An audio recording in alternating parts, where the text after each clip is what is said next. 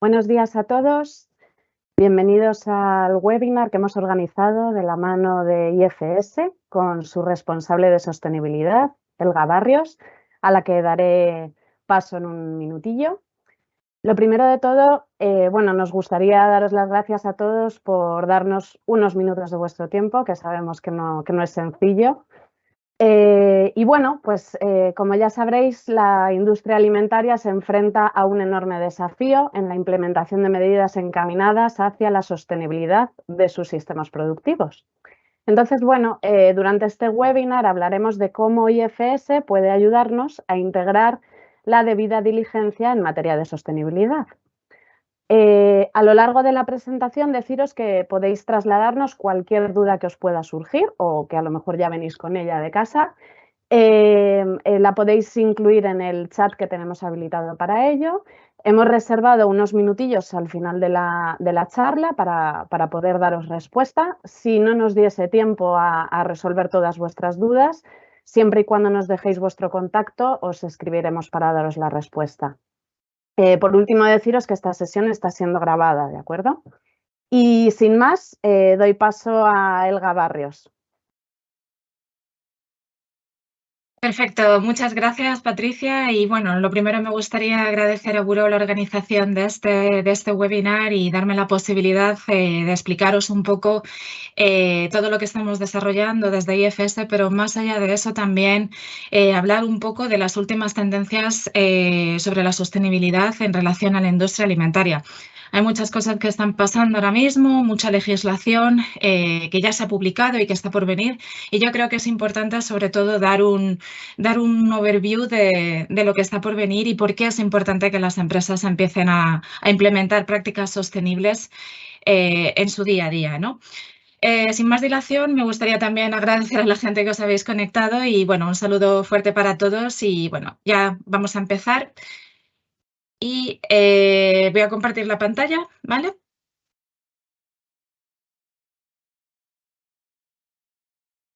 Bien, yo creo que antes de explicaros en qué consiste el nuevo programa de IFS, el IFS ESG Check, yo creo que es importante tener en cuenta un poco el contexto en el que estamos hoy día.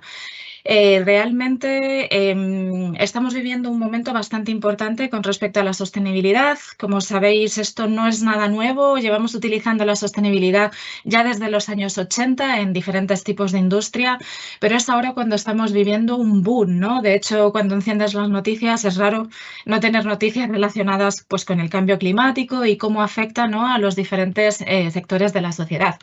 Por eso yo creo que es importante primero entender dónde estamos y luego pasaremos lo que es a la introducción en sí de cómo desde IFS queremos apoyar a todos los proveedores.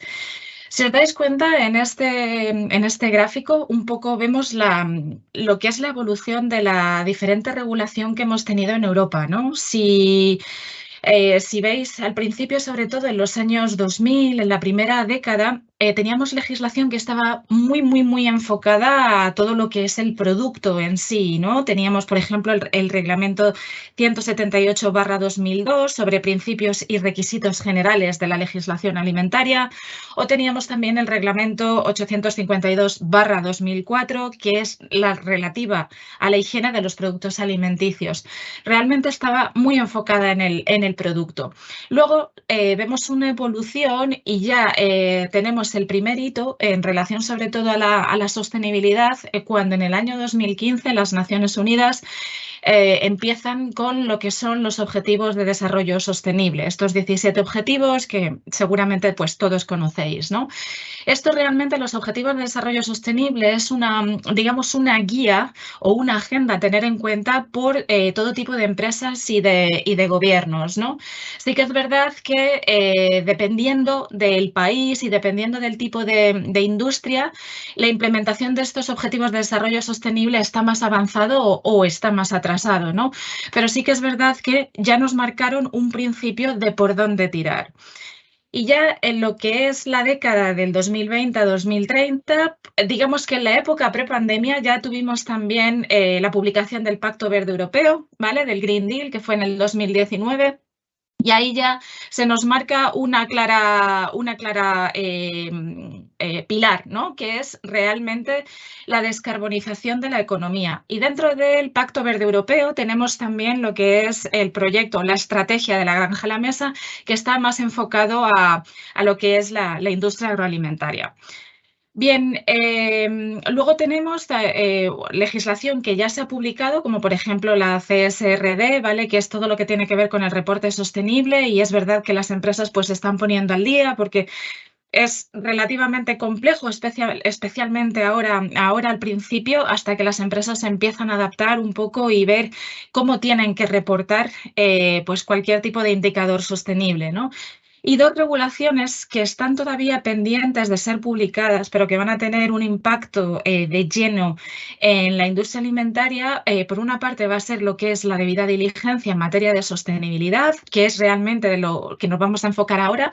Y luego también una directiva que probablemente se publique ya el año que viene, que es todo lo que tiene que ver con los claims, con las declaraciones de medio ambiente, ¿no? Sabéis que actualmente, bueno, en la Unión Europea hay más de 200 sellos medioambientales y realmente es un poco como el salvaje oeste, ¿no? Porque no hay mucho control y de hecho a veces ves en los productos cuando vas al supermercado todo tipo de sellos y realmente puede llevar a confusión porque muchas veces el consumidor no sabe exactamente a qué se refiere. Y probablemente a partir del 2026, claims como productos carbón neutral, ¿vale? Van a estar prohibidos porque realmente no desinforman al consumidor y no se saben muy bien exactamente en qué está basado, ¿no? Entonces, bueno, estas dos regulaciones van a ser muy importantes para la industria alimentaria, pero como ya os digo, la Unión Europea es pionera en toda la regulación y el resto de regiones en otras partes del mundo es verdad que miran un poco, ¿no?, de cara a la legislación europea o se inspiran en ella, y más países se están enrolando en este sistema de regular en torno a la sostenibilidad. Bien, si os leo la definición de lo que es la debida diligencia, aparentemente es muy sencillo, ¿vale? Al final, la debida diligencia es un proceso, ¿vale?, que pretende fomentar un comportamiento empresarial sostenible y responsable a lo largo de las cadenas de suministros mundiales. Básicamente, de lo que nos está hablando es de una cultura empresarial responsable.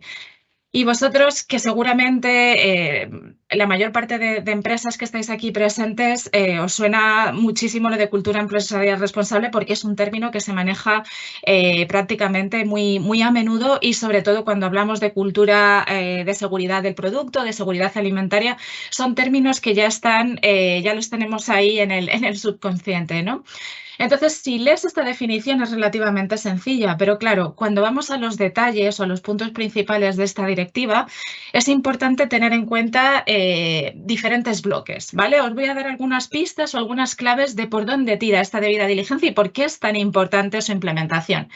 Lo primero de lo que nos habla es lo que ya hemos hablado, la cultura de la empresa. Esto quiere decir que la dirección obviamente tiene que ser responsable y tiene que poner recursos cuando se necesiten para la consecución de lo que son los objetivos sostenibles de una empresa. Pero más allá de eso, estamos hablando no solo de proporcionar recursos, sino también, por ejemplo, de implicarse y de realmente creer los valores de la empresa en torno a la sostenibilidad. Por eso es tan importante.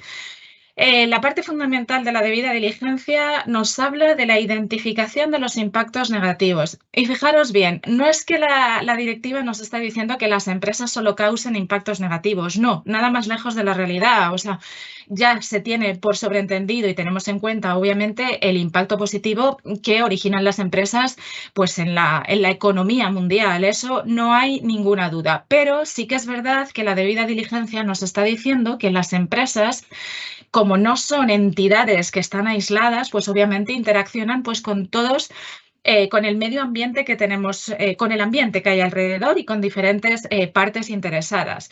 Y debido a la naturaleza de las actividades de las empresas, de los tipos de productos que se producen, pueden originar impactos negativos en diferentes partes de la cadena de suministro.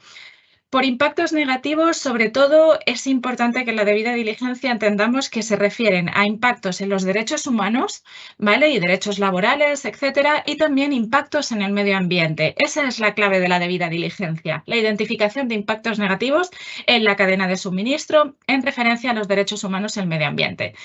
Lo que trata la debida diligencia es de ser preventiva y luego veremos exactamente con un ejemplo a qué me refiero.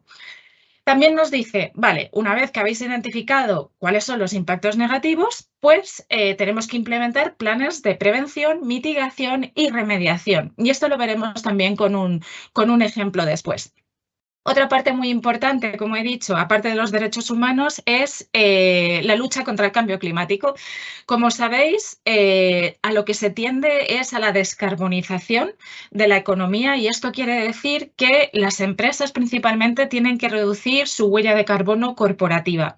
Esto es bastante complejo porque realmente aquí estamos hablando de muchos actores, ¿no? Y sí que es verdad que cada vez se motiva más y más a las empresas a que midan sus propias huellas de carbono corporativas. Luego hablaremos un poquito de esto también porque daría para un tema aparte, pero la debida diligencia lo que nos está diciendo es que las empresas necesitan tener una estrategia climática. Todo ello para intentar que las temperaturas del planeta no sobrepasen los 2 grados con respecto a niveles preindustriales. Y esto es lo que se recoge en lo que tiene que ver con el Acuerdo de París, ¿vale? Del 2015. Y por otro lado, también importante es para esta directiva los mecanismos de reclamación en las empresas.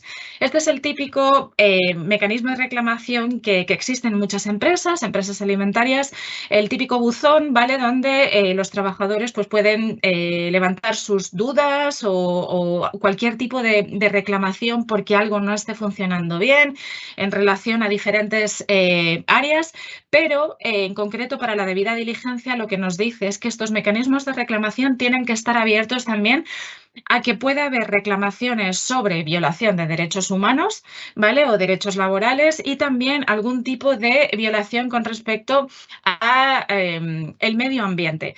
Y más allá de eso, el mecanismo de reclamación también tiene que estar abierto a lo que es a todas las partes interesadas de los diferentes grupos de interés, es decir, tiene que estar abierto a la cadena de suministro. Esto es una palabra que me escucharéis pronunciar muchísimo porque en sostenibilidad, cuando hablamos de partes interesadas, comunicación y cadena de suministro, es clave.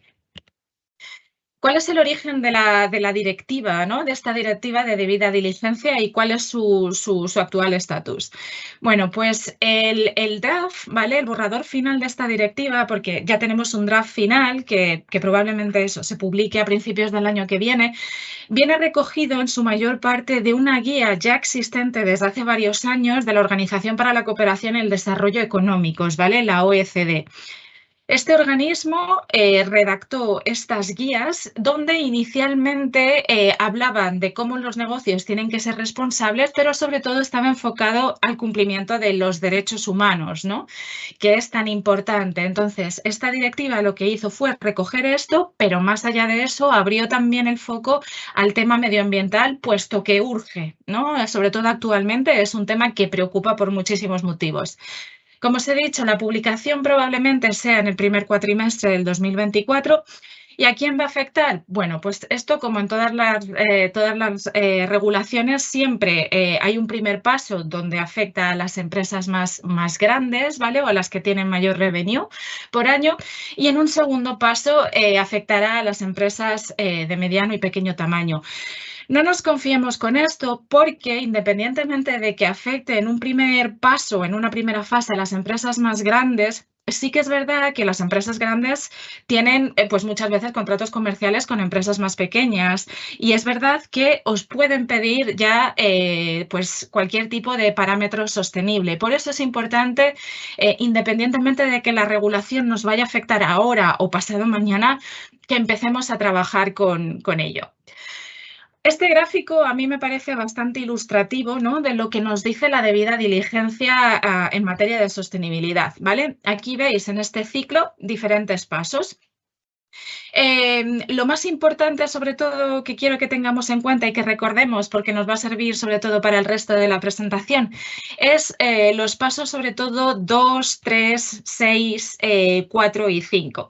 ¿Vale? Fundamentalmente, como veis, nos habla de identificar y evaluar estos impactos negativos, el establecimiento luego de los planes para detener, prevenir o mitigar. El punto número 6 nos habla de mecanismos de remediación, ¿vale? Es decir, esto es cuando la empresa, pues ya, perdonadme la expresión, pero la ha pifiado, ¿vale? Aquí es cuando la empresa realmente tiene que hacer algo para reparar ese daño que ha causado, ¿no? Imaginaros que ha contaminado un río local, pues obviamente si se demuestra que ha sido por culpa de determinada empresa, la empresa tendría que tomar acciones para intentar limpiar ese río y que no se vieran afectados pues toda la gente o las comunidades que viven alrededor, ¿no? Importantísimo, como en todo ciclo de mejora continua, pues hay que hacer un seguimiento. La empresa tiene que hacer un seguimiento para ver si estas cosas, los planes implementados realmente funcionan y realmente se está intentando mitigar y prevenir el daño posible que se puede causar, ¿no? Y otra cosa importantísima que ya hemos mencionado es la comunicación. En sostenibilidad, bueno, sostenibilidad y comunicación es casi como sinónimo. Realmente es importante que nos comuniquemos con nuestros grupos de interés. Y por grupos de interés van más allá de mis clientes o de mis proveedores inmediatos. Puede ser, mis grupos de interés puede ser cualquier tipo de organización con la que tenga interacción. Pueden ser desde ONGs hasta autoridades locales, hasta prensa, etcétera, etcétera. Es decir, tenemos que tener también aquí una mentalidad abierta con respecto a lo que significa partes interesadas cuando hablamos o en el contexto de la sostenibilidad. Este es el ejemplo que os quería poner. Es un ejemplo muy sencillo y muy simplificado, ¿vale? Pero es simplemente para ilustrar pues todo lo que hemos ido explicando. Imaginaros, ¿vale? Que tenemos esta empresa que fabrica pues productos con chocolate, barritas de chocolate, pralines, etcétera, etcétera. Lo primero que tendría que hacer esta empresa, dentro del alcance de su influencia, ¿vale? Es identificar los impactos negativos. ¿Cómo una empresa puede identificar los impactos negativos? Pues de diferentes maneras. Puede recopilar información a través de bibliografía en la web. Puede realizar visitas on-site a los proveedores. Puede recoger también la información de los mecanismos de reclamación de los que hemos hablado por si ha habido en algún momento del proceso algún tipo de reclamación en relación o a los derechos humanos o a riesgos medioambientales, ¿no? Hay diferentes formas para la empresa para poder identificar qué tipo de impactos puede originar, ¿no? Una vez que ha hecho esto, bueno, pues es bien conocido que la industria chocolatera se enfrenta siempre a dos riesgos pues bastante típicos y que son bien conocidos. Por un lado, con riesgos humanos nos estamos refiriendo a trabajo infantil, sobre todo si son empresas que están importando los granos de cacao de algunos países, como por ejemplo Costa de Marfil, Etiopía, etcétera, etcétera. ¿Vale? Y en cuanto a riesgos medioambientales, uno de los principales a los que se enfrenta la industria chocolatera es la deforestación, por ejemplo. Bien, una vez que ellos han identificado ya cuáles son los principales impactos negativos, lo siguiente que tendría que hacer, o en paralelo incluso, es la aplicación de planes de prevención, mitigación y de reparación o remediación, una vez que el daño ya ha pasado, ¿vale? Si tomamos como ejemplo el trabajo infantil, pues planes de prevención podría ser, por ejemplo, educación o concienciación a mis proveedores, pedirles algún tipo de certificación social, ¿vale? Por ejemplo, por ahí van los tiros. Si cogemos como ejemplo la deforestación, en cuanto a planes de mitigación, podría ser implementar modelos sostenibles de gobernanza, es decir, de buen gobierno a nivel de la granja, ¿vale? Al nivel más bajito. Puede ser también un aspecto de mitigación, mejorar tierras que han sido degradadas por el uso continuado y no se han cuidado adecuadamente, o también crear zonas totalmente protegidas, ¿vale? Para que no se acaben talando esos árboles. Y por último, en cuanto a remediación, podríamos, en relación al ejemplo de trabajo infantil, pues podríamos hablar desde informar a las autoridades locales, hacer programas escolares, etcétera, etcétera. Hay un ejemplo que a mí me gusta particularmente. Hay una empresa todavía en Holanda, ¿vale? Que se llama Tony Chocolonely. Esta empresa es muy conocida allí, es la principal empresa chocolatera en Holanda y hace unos años detectó más de 400 casos de trabajo infantil con muchos de sus proveedores. Esta industria, no lejos de no callarse y esconderlo, porque además podría haber sido un escándalo, hizo todo lo contrario y realizó un ejercicio de transparencia impresionante y fue salir a la opinión pública y realmente decir lo que estaba pasando y lo que habían detectado y lo que iban a hacer para intentar remediar el problema, ¿no?, que se había creado.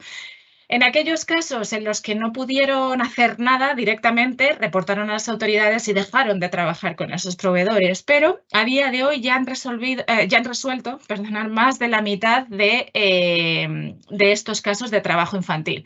Os quiero decir que al final la empresa hizo un ejercicio de transparencia bastante bueno y es muy loable, pero es así realmente como funciona, ¿no? Y, por supuesto, hay que hacer un seguimiento en el tiempo y ajustar, pues, cuando sea necesario, pues, porque hay veces que los planes que hemos previsto no están, bueno, pues funcionando de la manera más adecuada y es necesario a veces ajustarlo. Y bien, con este contexto que ya hemos visto, yo creo que es importante entender por qué ahora desde IFS, ¿no?, que somos, estamos realmente muy enfocados a todo lo que tiene que ver seguridad alimentaria y seguridad de producto, hemos decidido lanzar un programa, ¿no?, que se lance, digamos, al área de la sostenibilidad. Yo creo que es importante entender cada vez más, el pensamiento tiende a ello y es a correlacionar la seguridad alimentaria y la sostenibilidad. De hecho, están muy, muy conectadas. Si os dais cuenta, pues, por ejemplo, con el cambio climático cada vez tenemos fenómenos meteorológicos mucho más extremos y esto acaba afectando en gran medida, ¿no?, a la agricultura e incluso también, pues, a disrupciones, ¿no?, en la cadena de suministro. Y esto, pues, ya sabemos a lo que puede conllevar, ¿no? Un resultado final puede ser el aumento de precios, ¿no?, que vemos, por ejemplo, en los mercados cuando hacemos la compra. Entonces, es importante tener en cuenta que la seguridad alimentaria y la sostenibilidad están íntimamente relacionados. De hecho, os puedo decir que la Unión Europea quiere hacer un marco donde la seguridad alimentaria y la sostenibilidad estén unidos para hacerlo todavía de manera más obvia y más clara, que son problemas que tenemos que, digamos, enfrentarnos conjuntamente, ¿no? Por eso, como vemos una relación directa, hemos querido, sobre todo, pues eso, apoyar a las empresas porque sabemos con la cantidad de regulaciones que están viniendo, queremos darle un apoyo y el programa está organizado de una manera o estructurado de una forma en el que es muy, muy asequible poder empezar paso a paso. Realmente, ahora veremos en las siguientes diapositivas que el enfoque de este programa no tiene nada que ver absolutamente con el resto de normas IFS o incluso con el programa de Global Markets. Así que yo creo que es importante lanzar este mensaje, ¿no? Queremos realmente apoyaros, queremos daros todas las facilidades y sobre todo queremos, ¿no?, un poco levantar conciencia de la importancia que tiene la implicación de la sostenibilidad en nuestro día a día en la industria alimentaria.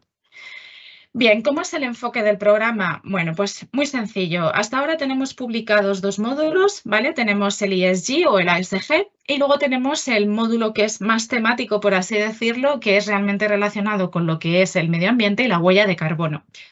De tal forma que cuando una empresa quiere empezar a implementar este programa, el primer módulo que se debe hacer, porque es el que consideramos como básico, fundamental, obligatorio, como lo queráis llamar, es el módulo de ASG. ¿Por qué? Pues porque establece los principios básicos de lo que tiene que ser un sistema de gestión de sostenibilidad.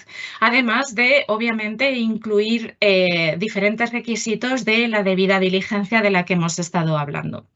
Lo bueno de este programa es que se puede combinar con cualquier norma IFS, normalmente suele ser con IFS Food, pero también se puede combinar con cualquier otro tipo de esquema en seguridad alimentaria reconocido por IFSI, ¿vale? No es necesario que una empresa esté certificada por IFS para empezar a implementar este tipo de programa. Y luego también importante remarcar que tanto en el módulo de ASG como en el módulo de huella de carbono, los elementos principales de la debida diligencia de esta directiva están bastante presentes. Y por supuesto, quizá luego si tenemos tiempo al final de la webinar podemos hablar del módulo que ya estamos haciendo en desarrollo, ¿no? Porque esa es un poco la idea, seguir evolucionando con diferentes módulos, siempre teniendo en cuenta la agenda europea y sobre todo también las necesidades de los distribuidores, de los retailers.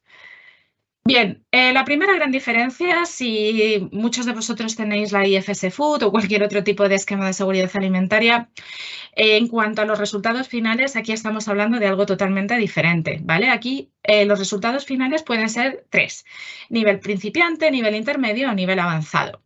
Después de la auditoría, la empresa obtiene un número total de puntos y el software de IFS lo que hace es clasificarte dentro de esa escala pues desde la E hasta la A, ¿vale? Y te clasifica en el nivel principiante, intermedio o avanzado. De un año para otro es posible ver a través del informe si la empresa ha mejorado o si por el contrario permanece igual, no ha habido ningún avance, o si por el contrario pues ha descendido o ha dado un paso atrás en determinado módulo. Lo importante es que se muestra y vuestros partners comerciales, los retailers en la mayor parte de los casos, pueden ver el grado de progreso que vais teniendo año tras año, ¿vale? Y una cosa también importante de remarcar es que no hay ningún tipo de conexión entre los resultados, es decir, tú puedes obtener un nivel avanzado en el módulo de ASG, pero haber fallado la auditoría IFS Food. No hay ningún tipo de correlación, así que ya os digo que no hay ningún problema. Y lo mismo aplica para resultados entre módulos, es decir, tú puedes ser principiante en huella de carbono y ser nivel intermedio en el módulo de ASG. Y todo está bien, no hay ningún problema ni ningún tipo de interacción. Con respecto a la puntuación, otra diferencia también bastante importante, ¿no? Y es que lo más destacable, y yo creo que es importante, es que no hay desviaciones ni tampoco no conformidades. Aquí no hablamos ni de mayores, ni de caos, y como ya os digo, la empresa aquí no se suspende. Aquí lo único que se busca realmente es ese enfoque de mejora continua. Os explico también por qué hemos decidido hacer ese tipo de enfoque y es que, a ver, con seguridad alimentaria ya llevamos trabajando casi 40 años, realmente el tema está bastante maduro, implementaciones de APPCC, etcétera, etcétera, es como daily business, ¿no? Eso ya está bastante masticado y sí que es verdad que en seguridad alimentaria, y vosotros lo sabéis, cada vez la exigencia es mayor. Pero con la sostenibilidad no podemos hacer lo mismo. Sí que es verdad que hay empresas que llevan ya mucho tiempo trabajando y ya están más maduras, ¿no? En cuanto a sostenibilidad, pero una gran vasta mayoría de empresas pequeñas o medianas en diferentes partes del planeta, no necesariamente en Europa, sí que es verdad que realmente pues están empezando ahora, ¿no? Entonces, por eso hay que tener un enfoque un poco más de mejora continua. Y yo creo que ese mensaje es más positivo que decir directamente, bueno, pues la empresa está suspendida porque no lo ha hecho bien, ¿no? Yo creo que ese matiz es importante. Y en cuanto al sistema de puntuación, muy sencillito. Aquí hablamos simplemente de puntuación numérica, es decir, de 0 a 3 puntos, y consideramos de 0 a 2 puntos implicaría que la empresa tiene espacio para la mejora continua, es decir, te falta un poquito para llegar a ese 3, que implica que la empresa pues tiene bien implementado el requisito y ya en principio no hay nada más que hacer. Otra parte importante de este programa y que también representa una diferencia con respecto a, pues, a lo que es las normas IFS es lo que llamamos las hojas de autoevaluación, ¿vale? Las hojas de autoevaluación al final es un ejercicio práctico para las empresas, pues para medir un poco el nivel de madurez que tenéis en determinada área. Es decir, como existe una hoja por módulo, tenéis una para el módulo de ASG y otra hoja de autoevaluación para el módulo de huella de carbono. ¿Vale? Con preguntas muy específicas por módulo. Entonces, es importante que cuando utilicéis este tipo de hoja, lo rellenéis con la mayor cantidad de detalles posible. ¿Por qué? Pues porque es importante no solo para el auditor, que luego verificará on-site toda la información que le habéis propuesto, sino porque cuanta más información deis, es más fácil para los auditores, incluso para la efectividad de la auditoría, ¿no? Es mucho mejor que simplemente pues, contestar a lo mejor con una línea, ¿no? A determinada pregunta. Entonces, cada vez que tengo formación con las empresas, siempre os animo a que proporcionéis la mayor cantidad de datos posible. Y si, por ejemplo, para alguna pregunta no tenéis respuesta, porque obviamente esto puede ser también, pues simplemente justificar por qué no tenéis una respuesta. Puede ser pues porque no hayáis empezado a trabajar con ese tema en concreto o por otro diferente motivo, pero es importante siempre dar una justificación, ¿vale? Y una vez que la hoja en concreto se ha completado, pues se tendría que enviar a la entidad de certificación con al menos 2 semanas de antelación antes de la auditoría. Esto es porque el auditor, entender, necesita tiempo para preparárselo y es importante, ¿vale?, que disponga de cierto tiempo pues para echar un vistazo y prepararse bien la auditoría. Con respecto al programa, pues bueno, esto funciona como realmente como cualquier norma IFS. Tenemos un protocolo, ¿vale?, que está traducido en diferentes idiomas. Y también en este protocolo o en este programa incluimos los diferentes listados de requisitos y las diferentes hojas de evaluación. Como veis, para el módulo ESG, ¿vale?, tenemos solamente 11 requisitos para valorar, más la hoja de autoevaluación. Y para el módulo de huella de carbono, solamente 6 requisitos y su correspondiente hoja. Además de eso, pues después de cada auditoría, como sabéis, tenemos el informe IFS, ¿vale?, y la carta de confirmación, porque al final lo que se obtiene no es un certificado, ¿vale?, porque estamos hablando de módulos no acreditados, pero se obtiene al final algo que es totalmente similar, una carta o una hoja donde se puntúa o donde se tiene el resultado final de la empresa. Y como después de cada auditoría es importante también tener un plan de acciones de mejora, porque siempre hay cosas que se pueden hacer mejor y el plan de acción de mejoras es un poco la misma filosofía, ¿no?, con lo que tenéis que hacer en vuestras auditorías de seguridad alimentaria. Y luego, como sabéis, IFS siempre publica guías sobre temas totalmente, pues bueno, muy específicos, sobre temas técnicos, para intentar ayudar a las empresas con la implementación de determinados requisitos, ¿no? Pues para el tema de sostenibilidad y sobre todo para el módulo de ASG, tenemos publicado una guía que también está traducida al español y es una guía que está muy bien porque proporciona muchísimos ejemplos y aparte, pues bueno, nos da como tips, ¿vale?, como ayuda para implementar los diferentes requisitos. Ya os digo que si veis el volumen de requisitos al que nos estamos enfrentando, no tiene nada que ver con el volumen de requisitos a los que os enfrentáis cuando estáis con, por ejemplo, IFS Food, ¿no?, que son casi 240 requisitos. O sea que esto también es una gran diferencia que también, por supuesto, tendrá un impacto en cuanto al tiempo de auditoría.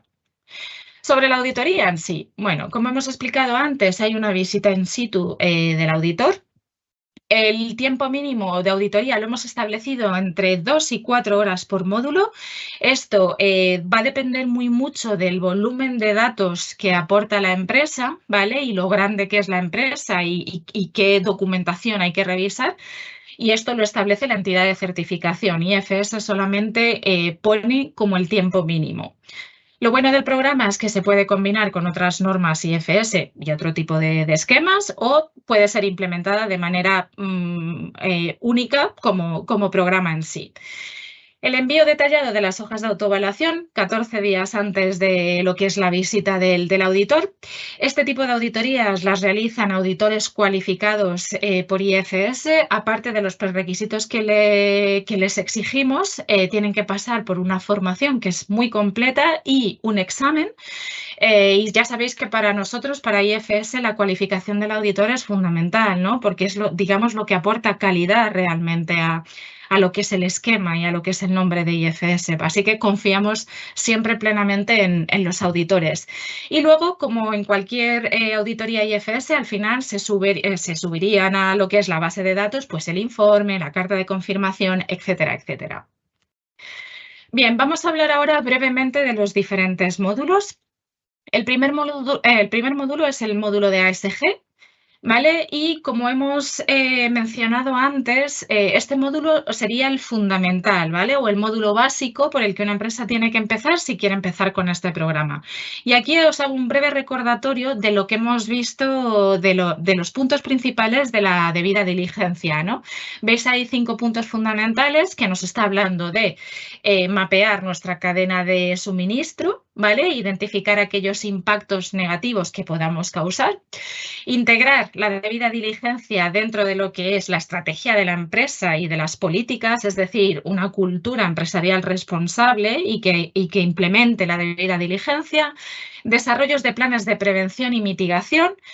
Crear lo que es una estrategia climática para reducir nuestra huella de carbono corporativa y, por otro lado, el mecanismo de reclamación que hemos nombrado. Un mecanismo de reclamación que tiene que estar abierto a todas las partes de la cadena de suministro y que tiene que dar la posibilidad de reclamar sobre también derechos humanos o derechos laborales y o derechos medioambientales.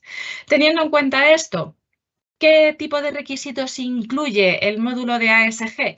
Bueno, pues incluye los requisitos que estáis viendo aquí en pantalla.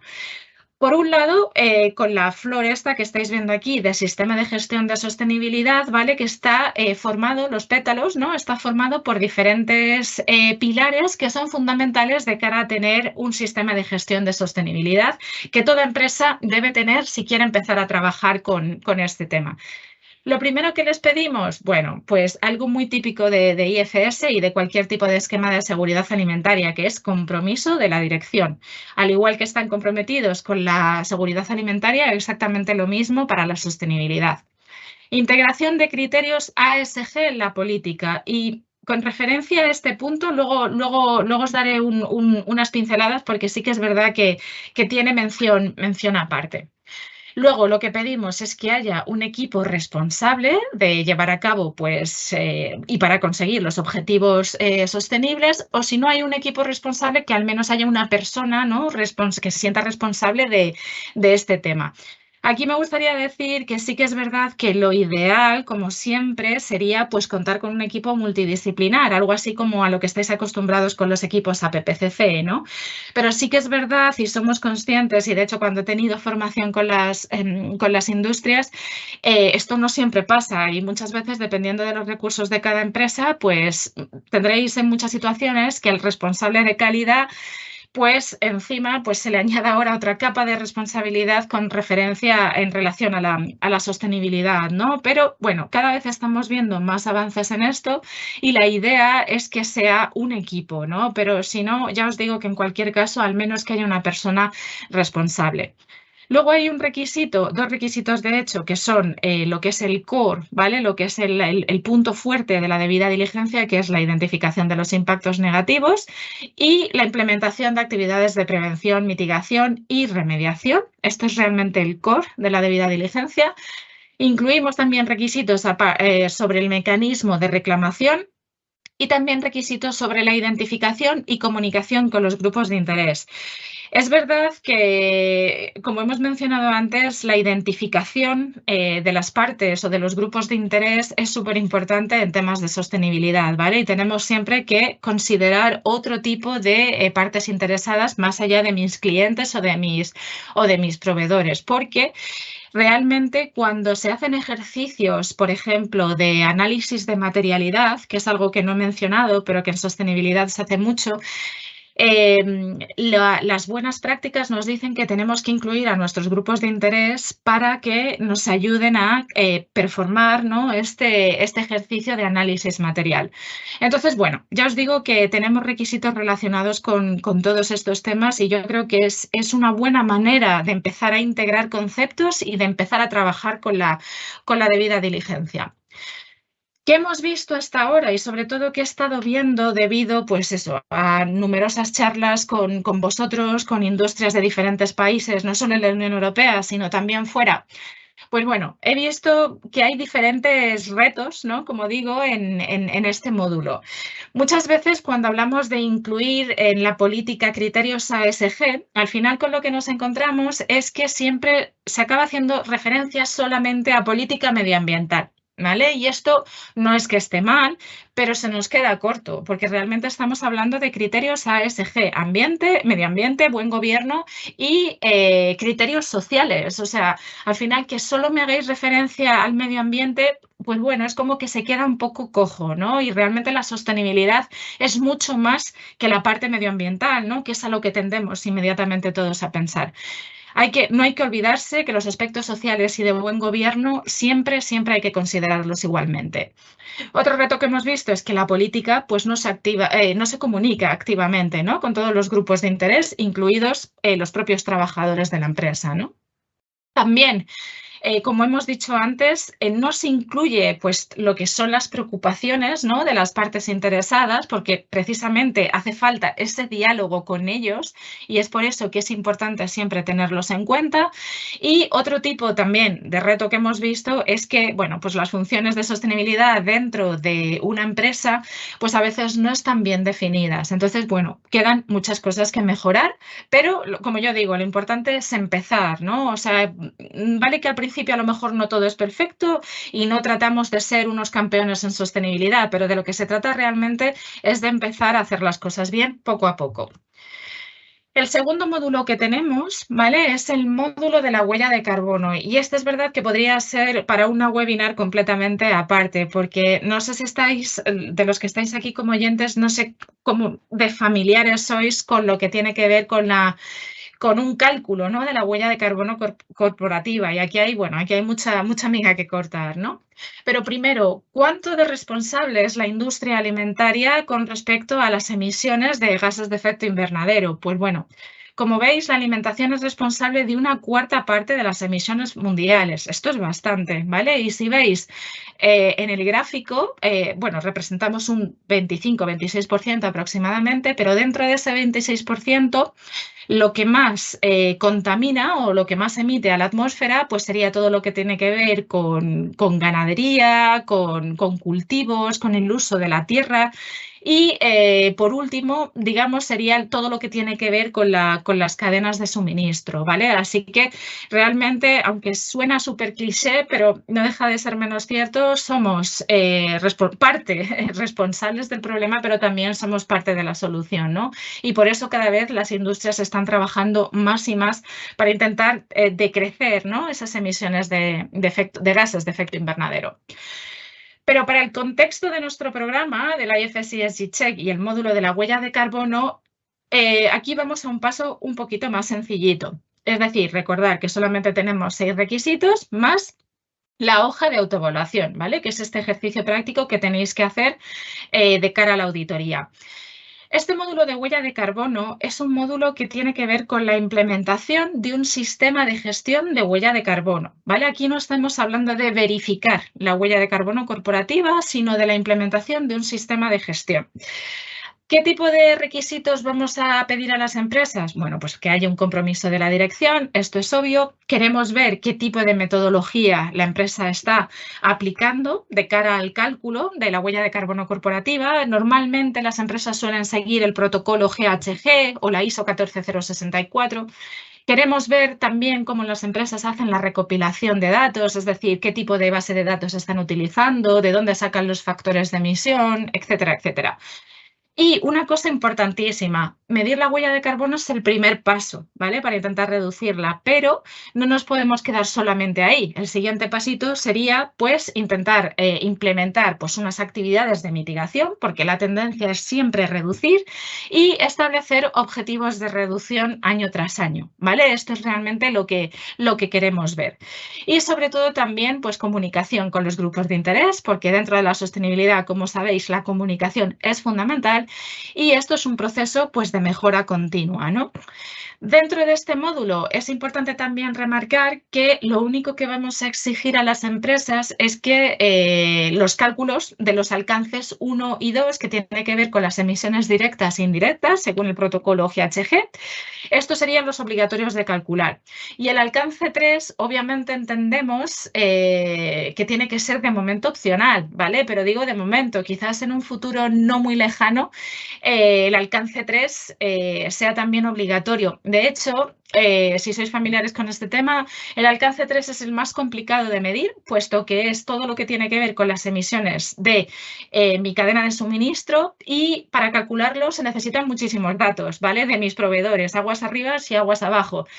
Claro, ¿qué pasa? Que como de momento muchas empresas todavía no han empezado a calcularlo o están calculándolo ahora mismo, faltan muchos datos.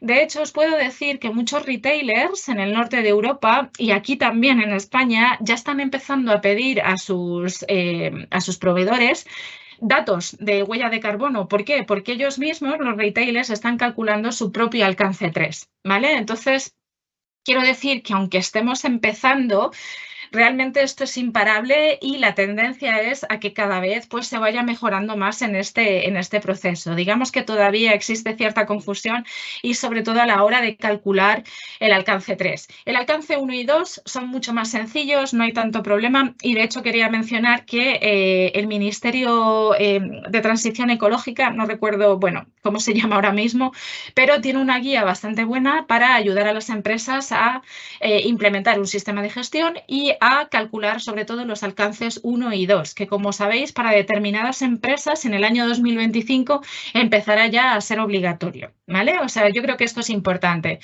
Luego también tenemos, por otro lado, empresas que por diferentes motivos, ya sea por requisito de cliente o porque tienen muchos recursos económicos y pueden permitirse el lujo de hacerlo, lo que hacen es calcular la huella de producto de una determinada gama de productos, ¿vale? Esto, como os digo, es un proceso bastante costoso que se suele hacer por el LCA, ¿vale? El Life Cycle Assessment, y por supuesto para nosotros sería opcional, pero si una empresa quiere presentar también su módulo su huella de carbono de producto, pues también sería bienvenido. Pero ya os digo que lo importante es empezar con la huella de carbono corporativa.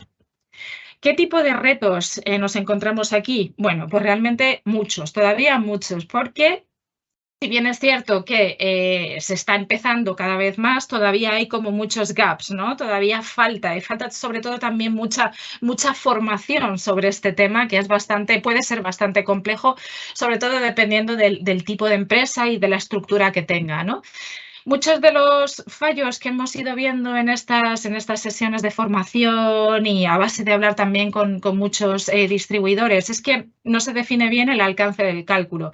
Es decir, las empresas alimentarias, como otro tipo de empresas, pueden ser desde muy sencillitas a muy complejas, ¿no? Con diferentes tipos de constelaciones, bastante complejas. Y entonces, claro, eso a la hora de incluirlo en mi cálculo de huella de carbono, pues puede ser más complejo o no. Entonces, es importante tener en cuenta que si una empresa decide no incluir determinado tipo de actividad o determinado tipo de emplazamiento por X motivo, es importante que eso se explique para dar una transparencia lo mayor posible, porque si no, se nos puede acusar o se puede acusar a la empresa del famoso greenwashing, ¿vale? De proporcionar datos que no se ajustan a la realidad.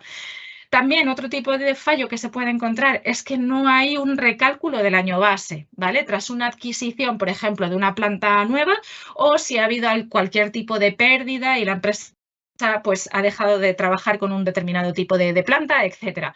El año base normalmente es el año que establece la empresa a partir del cual tiene datos fiables de emisiones de gases de efecto invernadero, y ya os digo que cada vez que hay una adquisición o pérdida pues se tiene que hacer un recálculo de este año base.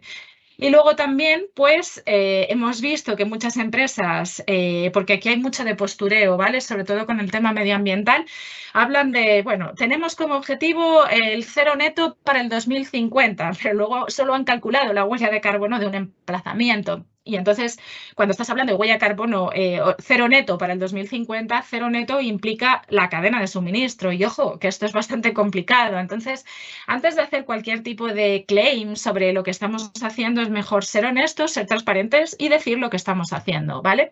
Y otro tipo de, pues reto que nos hemos encontrado es lo de siempre, ¿no? El tema de la comunicación, que es importante también realizarla, no solo en la parte social, como hemos visto, sino también en la parte medioambiental. Y por último, ya me estoy acercando al final de la presentación, siempre me gusta hacer al final una especie de recapitulación de lo que considero el decálogo, ¿vale? De las buenas prácticas cuando hablamos de debida diligencia o cuando hablamos de sostenibilidad en general. Yo creo que es importante entender que este programa realmente ayuda a que mejoréis día a día y a la mejora continua en temas de sostenibilidad. Y yo creo que el enfoque de no penalizar, ¿no? De no hacer que la auditoría se falle o se suspenda, creo que es un enfoque importante. El decálogo de buenas prácticas, bueno, pues lo hemos resumido en estos 10 puntos. Es importante el compromiso de la dirección y que haya una cultura de empresa, ¿vale? Esto es fundamental, porque si esto falla, el resto se nos cae, ¿no? Es como un castillo de naipes que se va deshaciendo. Integración de criterios ASG en la política. No nos quedemos solo con la parte medioambiental, ¿vale? Porque esto es muy típico. Yo hablo de que tengo la 14.001 y ya está todo estupendo. No, la política siempre tiene que incluir estos 3 tipos de criterios y tenemos que hacer mención a las cadenas de suministro, porque esta es una parte fundamental de la debida diligencia. Poner recursos donde sea necesario, es decir, pues para formación, para infraestructuras, para todo tipo de actividades que me sean necesarias para mejorar mi sistema sostenible, ¿no? Mi sistema de gestión sostenible. Definición de roles del equipo o persona responsable, fundamental también y nada nuevo. Mapeo de la cadena de suministro. Yo sé que esto realmente es complejo, complejísimo, de hecho. Sé que las empresas, las multinacionales alimentarias tienen bastante problema a la hora de identificar no tanto a sus proveedores directos, pero si vamos ya más abajo en la cadena de suministro hay problemas, ¿no? Siempre de identificación. Así que simplemente aquí quiero que seamos muy conscientes de que hay que empezar, ¿vale? Sé que puede ser complicado, pero es verdad que hay que empezar poco a poco, ¿no? Y si eres al principio capaz, obviamente, de identificar tus proveedores más cercanos, obviamente estupendo, pero hay que intentar ir cada vez lo más abajo posible que se pueda, ¿vale? Dentro de nuestras posibilidades. Identificación de los impactos negativos y establecimiento de planes de prevención, ¿vale? Lo que ya hemos hablado hasta la saciedad en la presentación. Luego, dependiendo del tipo de empresa que se sea, ¿vale? Sobre todo si son empresas grandes y sobre todo debido a la nueva directiva de reporte sostenible, hay un concepto que nos habla de la doble materialidad, ¿vale? Y aquí pongo que es opcional, puesto que es verdad que esto afecta más a las empresas grandes, ¿no? Y la doble materialidad de lo que nos está hablando es de los impactos, sobre todo sociales y medioambientales, que estos pueden tener sobre mi empresa y que pueden tener un impacto económico en mi empresa, ¿vale? Esto es lo que se conoce como doble materialidad. Implementar mecanismos de reclamación, como hemos dicho, abierto a toda la cadena de suministro. Pueden ser desde un hotline hasta un correo, etcétera, etcétera, pero siempre sea visible y que cualquier persona pueda acceder a ello. Pues, por ejemplo, nosotros en IFS tenemos un mecanismo de reclamación que está totalmente visible y accesible para todo tipo de grupos de interés, ¿vale? Luego, el desarrollo de una estrategia climática, porque si hay algo importante es a lo que nos estamos enfrentando ahora mismo con todos los fenómenos meteorológicos extremos que tenemos y que afectan de lleno a la industria alimentaria y a otro tipo de empresas. Y por último, pues me gustaría decir que obviamente, como todo proceso de mejora continua, siempre hay que hacer un seguimiento de todo lo que estamos implementando, ¿no? Entonces, digamos que esto es un buen cierre de la presentación y yo creo que, bueno, he intentado explicar de la mejor manera posible lo que implica la debida diligencia y lo que puede hacer este programa para ayudaros a ello y a que le perdáis el miedo, sobre todo. Así que nada, muchísimas gracias. Patricia, paso a ti. Fenomenal. Sí, gracias, Elga, por esta presentación. Yo creo que ha sido muy clarificadora, de verdad. Tenemos varias preguntas en el chat, tenemos unos minutillos todavía, o sea que vamos a aprovechar a verlas, si te parece. La primera pregunta es ¿por qué es importante, en tu opinión, implementar prácticas sostenibles en la empresa? Nos dice Laura. Vale, es por diferentes motivos. Yo sé que a veces esto puede resultar, no sé, decirlo puede resultar un poco, os suena raro, pero aparte de porque es lo que hay que hacer, ¿no? Desde un punto de vista ético y sobre todo teniendo en cuenta en el mundo en el que estamos y todos los problemas que estamos teniendo, sobre todo si nos referimos al cambio climático, es importantísimo. Y segundo, esto al final también, si os dais cuenta, el mercado, ¿vale?, está fuertemente influenciado por la sostenibilidad y tenéis a todos los distribuidores detrás, ya sea distribuidores europeos o de fuera, realmente empujando a los proveedores. Ellos quieren trabajar con proveedores que implementen prácticas de sostenibilidad. Y por último, añadiría que la legislación nos va a hacer que trabajemos con un sistema de gestión sostenible. Vale, precisamente en línea con lo que estabas hablando de la gran distribución, la siguiente pregunta que hace Javier Santos es en relación a los retailers y cómo de activos están ellos en cuanto a la sostenibilidad. Bueno, pues a mí me complace decir que están muy activos, llevan años trabajando con este tema y de hecho seguro que muchos de los participantes aquí pues ya les han pedido algún tipo de indicador sostenible, ¿no? Realmente quiero decir que esto es imparable y la sostenibilidad ha llegado para quedarse. Y es verdad que nosotros desde IFS hablamos con los retailers de diferentes partes, ¿no?, de diferentes regiones, y sí que es verdad que para ellos es algo fundamental. O sea, el pedir datos sostenibles en cuanto a criterios sociales o a criterios medioambientales es algo ya que no se plantean. De hecho, hay muchos distribuidores que ya ni siquiera se plantean que no tengan algún tipo de estrategia sostenible, ¿no?, sus propios proveedores. En España son muy activos, de hecho también si los veis en las redes siempre están publicando diferentes posts o noticias en relación a proyectos sostenibles que están haciendo. Entonces, bueno, pues están muy activos, os lo puedo asegurar. Vale, perfecto. Luego Marisol hace una pregunta que yo creo que luego ha quedado un poquito más claro, pero dice, me da la sensación de que oigo ASG en lugar de ESG. ¿Son cosas distintas?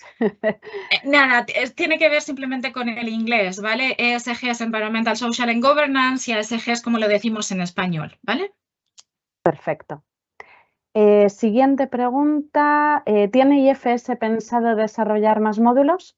Creo que lo has comentado un poco por encima, pero... Sí, es una buena pregunta. De hecho, la idea es, bueno, estamos trabajando en un nuevo módulo que os puedo adelantar que se va a llamar Transparencia en la cadena de suministro y va a ser clave para ayudar a las empresas en este proceso, precisamente de identificación de nuestras cadenas de suministro y, de hecho, recordar que es una parte importantísima de la directiva en debida diligencia, con lo cual la idea es siempre ser lo más transparente posible. Sí sé que esto es bastante abstracto ahora mismo decir, pero os aseguramos que con la publicación del nuevo módulo vamos a dar ayuda a hacerlo de una manera adecuada a las empresas. Fenomenal. Una pregunta en relación a los auditores. ¿Son de rama ambiental, como ciencias ambientales, por ejemplo, o qué perfil van a tener? Vale, el perfil mayoritario de los auditores que tenemos hasta ahora cualificados, que son cerca de 80, de hecho en España tenéis varios y en otras partes del mundo también, es un perfil que viene de Food, es decir, suelen ser auditores IFS Food, pero también tenemos algún perfil que viene directamente de esquemas medioambientales como ISO 14001 o 50001 de Energy Management, pero normalmente ya os digo, tienen más un background relacionado con food. Y yo creo que esto es importante, sobre todo porque, como hemos hablado, la sostenibilidad y la seguridad alimentaria están realmente imbricadas, ¿no? De ahí que sea tan importante tener a un auditor que conozca lo que es el sector alimentario. Fenomenal. A ver, ¿había alguna pregunta más? ¿Se harán estudios de doble materialidad o esto se enfoca de otra manera, pues se da por hecho que no es para empresas que sí están obligadas?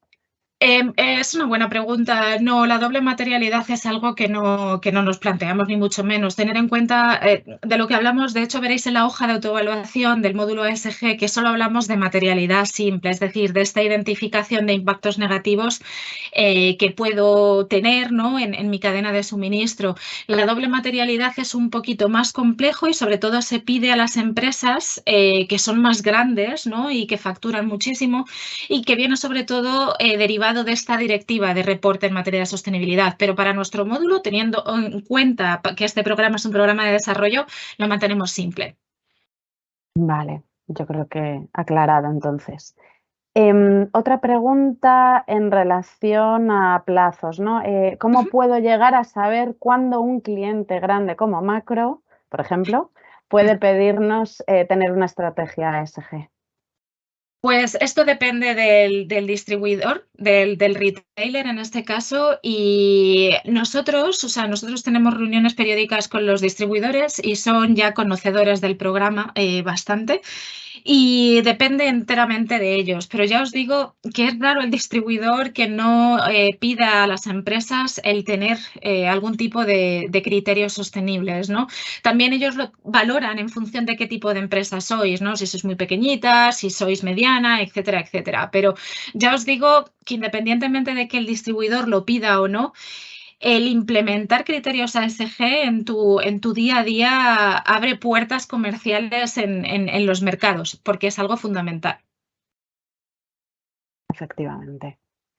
Y la última pregunta, justo en el último minuto, aspectos como la huella hídrica o más Ujú. específicos de social y gobernanza, ¿se tienen en cuenta en el módulo ESG o quizás no?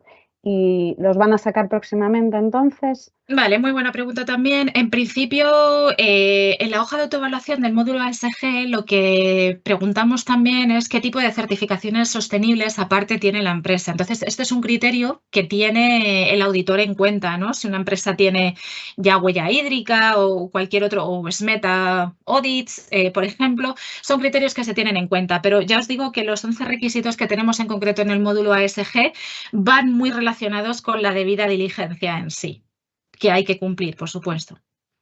Estupendo, muy claro.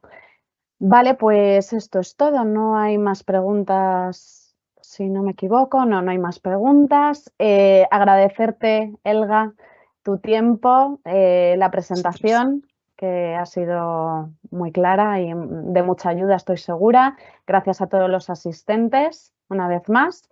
Y bueno, feliz viernes a todos. Muchas gracias, un placer y buen día a todos. Venga, adiós. Hasta luego.